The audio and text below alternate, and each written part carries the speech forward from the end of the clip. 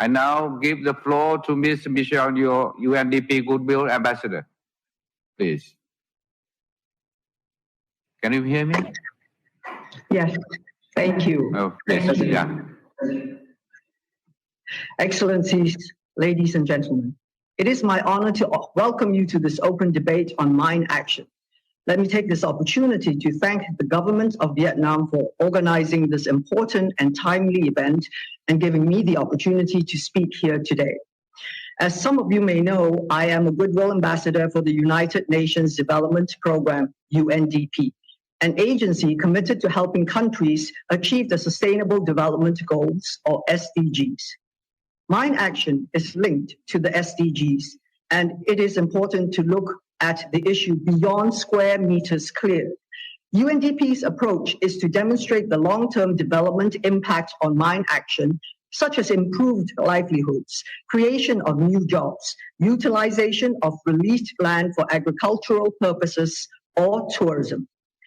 Mine action is not a topic of the past. In fact, it is a clear and present danger. Less than a month ago, an ammunition depot explosion in Equatorial Guinea killed almost 100 people, injured over 600, and left thousands of people homeless.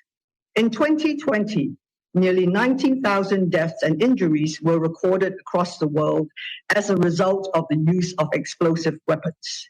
Civilians continue to suffer disproportionately, accounting for 59% of total casualties. In countries like Yemen and Syria, mines and other explosive ordnance hinder the safe return of millions of displaced people and block access to their homes and agricultural fields, depriving them of opportunities to rebuild their lives. The COVID-19 pandemic further hampered operations to rid contaminated land of unexploded ordnance. Landmines are particularly controversial because they do not discriminate between soldiers, farmers, civilians, or children. They not only cause injury or death, but also hamper economic growth. UNDP and its partners have been involved in mine action since 1993, when the program was first launched in Cambodia. It is a key player in the United Nations efforts to implement the strategy on mine action, which includes supporting early recovery efforts and sustaining peace, addressing the gaps in humanitarian response, and supporting national mine action institutions and sustainable development. This is in keeping with our goal of leaving no one behind.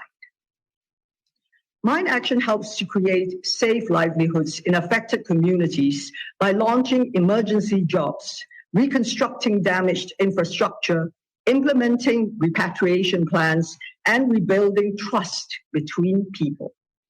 We can celebrate numerous achievements where UNDP and its partners have been at forefront of advocating for landmine-free countries.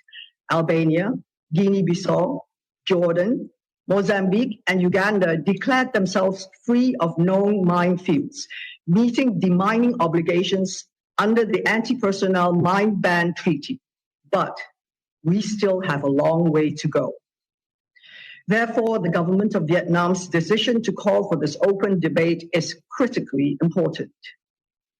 As a acclaimed actor and United Nations global advocate for elimination of mines, Mr. Daniel Craig highlighted in his message on International Mine Awareness Day, there is still contamination in countries where war has long been over. Vietnam is one of those countries where explosive ordnance still poses a daily risk to villages and their livelihoods. According to the government of Vietnam, the contaminated area is about 6.13 million hectares, accounting for nearly 20% of the country's surface. Tens of thousands have either been killed or maimed after the end of hostilities due to the deadly legacy of unexploded ordnance. Due to the determination of its government and with support from many of the members of the Security Council, Vietnam is working hard to overcome this problem. For instance, Vietnam is in the process of updating regulations to bring them closer in line with international best practices. In December of last year, Vietnam hosted an important conference on women, peace, and security. Following the conference, the Hanoi Commitment to Action with 75 co-sponsors was formally submitted in February to the President of the UN Security Council and the President of the General Assembly. It highlights the importance of including women in building and sustaining peace, including in mine action. Women play an important role in mine action in Vietnam, leading as well as being members of clearance teams. Ms. Nguyen Thi Du Linh, who will also speak at this event, is a shining example of women supporting this cause. When I started acting, there were not many women seen as action stars.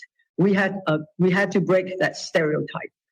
Today, there are more women in action roles, and that diversity has made films even more engaging and empowered many more women to achieve their dreams. All mine-affected countries should consider the involvement of women in all aspects of mine action as a key element of a successful intervention that benefits everyone. Excellencies, ladies and gentlemen, there is still much work to do to reduce risk and build a better future for mine-affected communities. First, we need to raise awareness at the national and international level of the role mine action plays in achieving the SDGs, including by highlighting evidence to engage more voices on the work and the impact of mine action. Second, we need financing and new partnerships to accelerate our efforts. Mine action financing has shown a downward trend. I want to end by reminding us that on the 4th of April, we celebrated the International Day of Mine Awareness. Today, let us reaffirm our commitment to eradicating landmines and assisting those who have been harmed by them. It's the human thing to do, and we need to do it together. Thank you for your time.